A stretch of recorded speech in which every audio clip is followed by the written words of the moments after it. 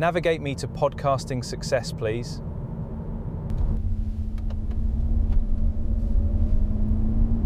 In 100 yards, publish weekly. In 400 yards, book a bigger guest. Their audience will share it. In 2 miles, repurpose this into 15 clips. Carry on straight for 1 mile to reach podcasting success. Are you sure? Keep going. That's a bloody lake! You have arrived at podcasting success. White British podcaster, male, followed all the accepted rules of podcasting but ended up in the drink anyway. You followed every instruction precisely, huh? Fat lot of good that did you. He did everything right there, didn't he? He followed every instruction to the letter. And he still came a cropper.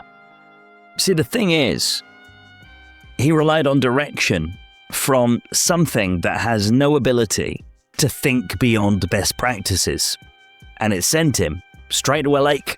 See, the horror isn't that a driver made a mistake in following best practices. He didn't. He did what he thought he was supposed to do.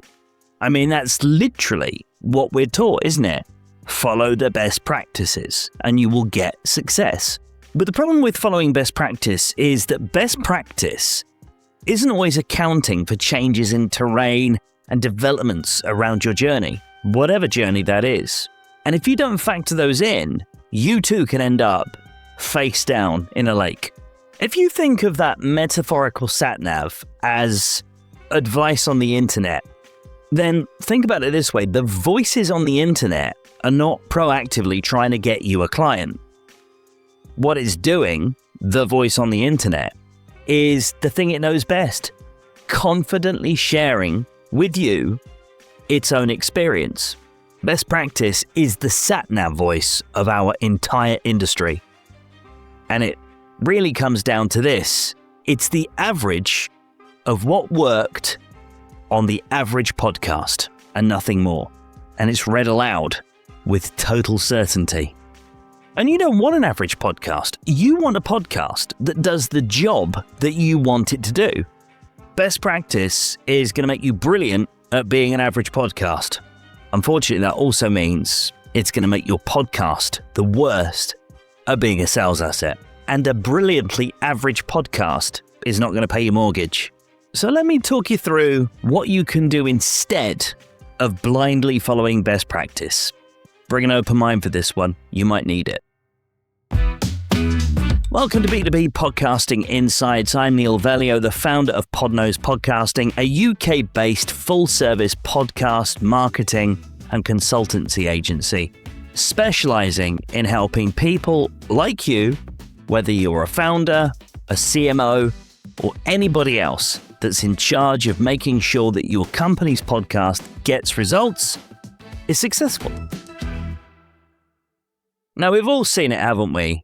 That confident voice that permeates through the internet, explaining how they can help you get results using best practices.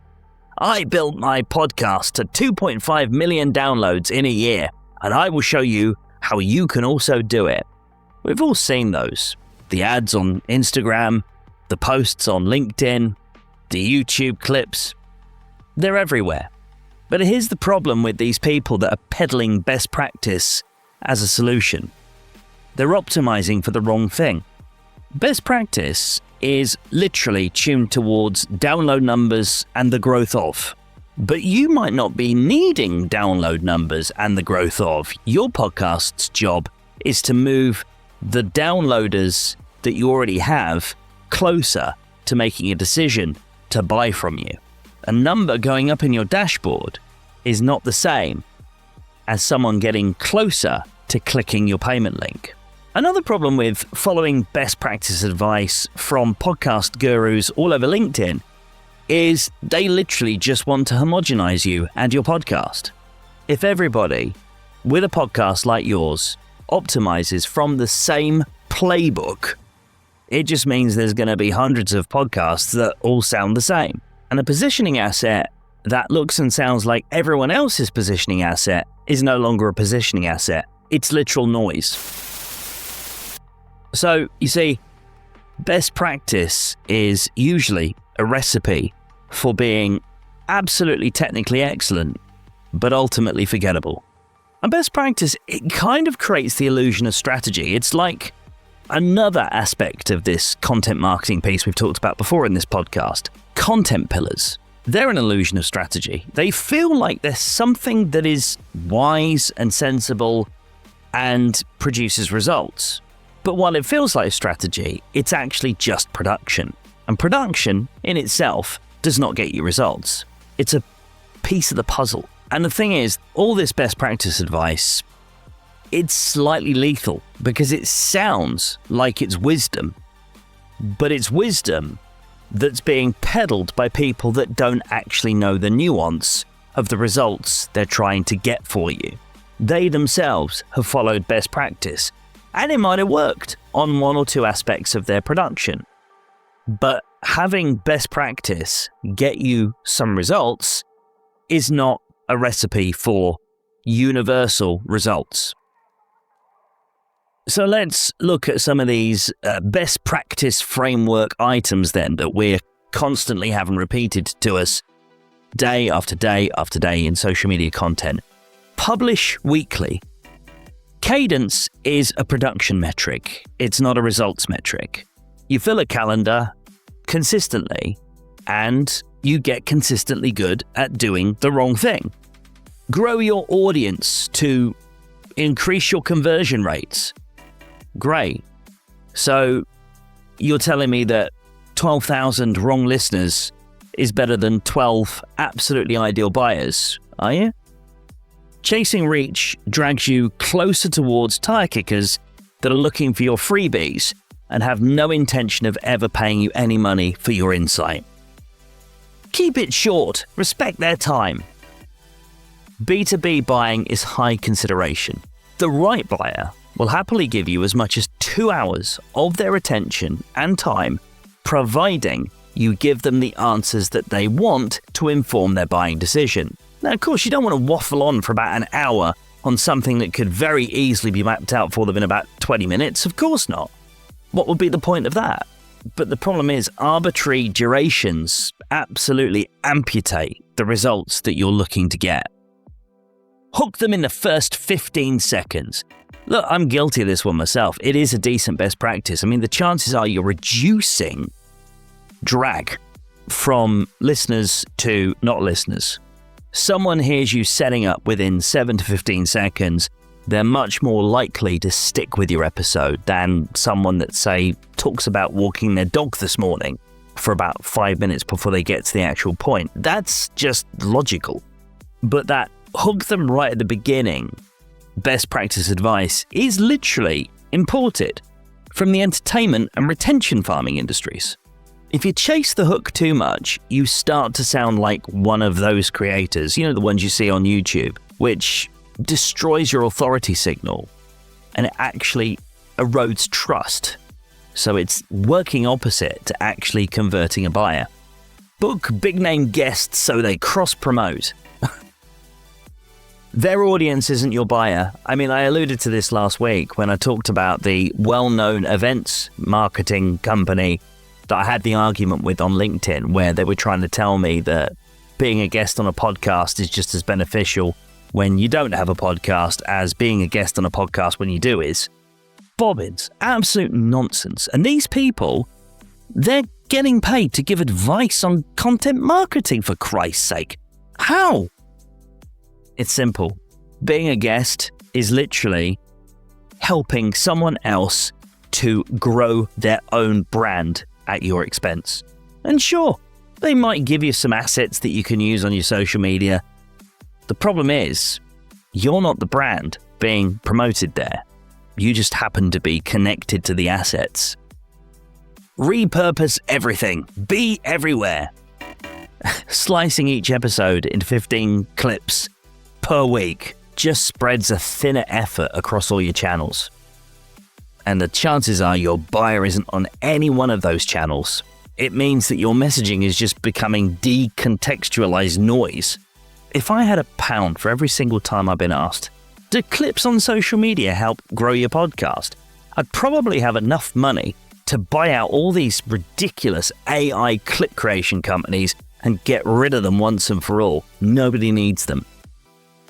So let me talk you through best practice and how it should be approached, because the thing is, best practice isn't wrong. It's just premature. It's a set of answers to a question that you've probably not yet properly asked. And that question is, once again, what is this podcast's job? Once you define the job, best practice becomes an optional tactic that you can accept or reject depending on the job in hand. Skip the job, and best practice just literally becomes yet another task you add onto a pile of stuff that's not moving your business forward. If you understand that your podcast's job is to move a buyer's decision from not sure to sign me up and take all my money, then your best practice might well then become, have you checked out this episode of the podcast where we talked about the very thing that we discussed on your discovery call? Your best practice becomes the communication. If your podcast's job is to do outreach, then the best practice becomes gather all the relevant bits of contextual data which has emerged from your podcast's history and get that in the eyes and ears of your ideal buyers. If your podcast's job is a credibility thought leadership play, then the best practice will be get as much content as you can across all your social media channels and make sure that your ideal buyer, as in the events organizers, are seeing it, are hearing it. At that point, when you've made that decision and figured that out, best practice goes way beyond whether or not you should talk for 7 seconds at the beginning of your episode, or whether you should be releasing weekly instead of monthly, or what was one of the other ones? Oh, booking big name guests they cross-promote. Doesn't even come into it. Why would you need to book big name guests if your entire purpose, the total job that your podcast has, is to literally move a buyer from, thinking and considering working with you, to, here's my money, let me click the link? Guests are irrelevant. In fact, they're a distraction. And of course, we cover all this with one of my Podknows diagnostics. It's literally how we help you set the destination before you even start the journey.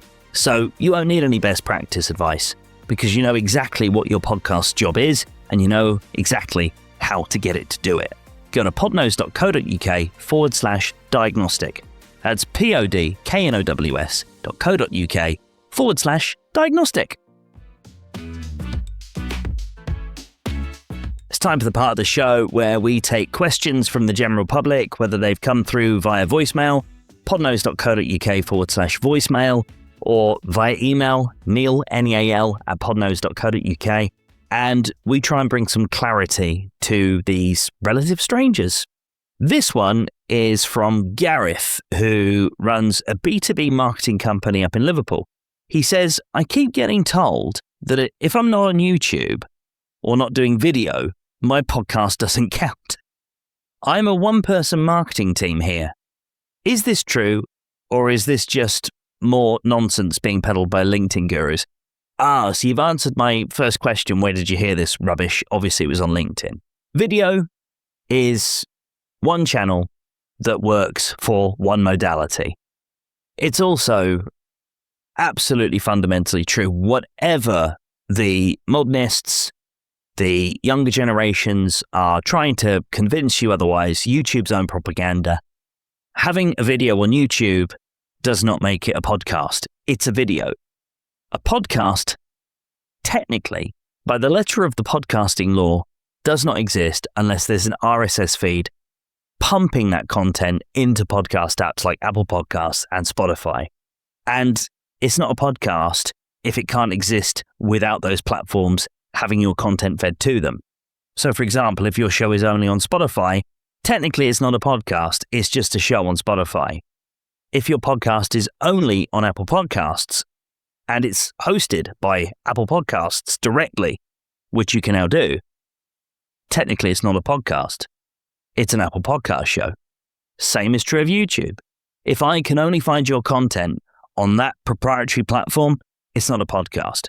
That bit aside, for a lot of B2B, video is effort that's being spent in the place where your ideal buyer isn't. So do it if your job needs it. Don't do it because a carousel on LinkedIn said, if you don't have video, you're not a podcast. They're talking crap. The only scorecard to hold here is wherever they consume that content, did it move them closer to making a decision to buy from you? YouTube does not change that answer one little bit. It just changes how much work you did to get them there. Hope that helps. If you have a question for me for Founder FAQs, again, the voicemail address is podknows.co.uk/voicemail or email me, neil@podknows.co.uk. Here's this week's quick tip. Make sure you're regularly checking the podcast indexes of Apple Podcasts and Spotify to make sure there are no duplicates of your show. Sometimes this can happen if you change host. Occasionally, RSS feeds get a little bit jumbled up and shows get duplicated within Apple Podcasts and Spotify.